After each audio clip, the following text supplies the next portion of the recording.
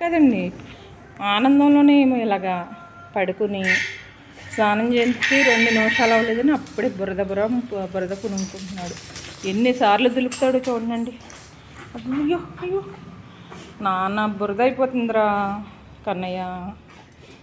ఇంత మంచి కన్నయ్య మీ అందరికీ ఉన్నాడండి.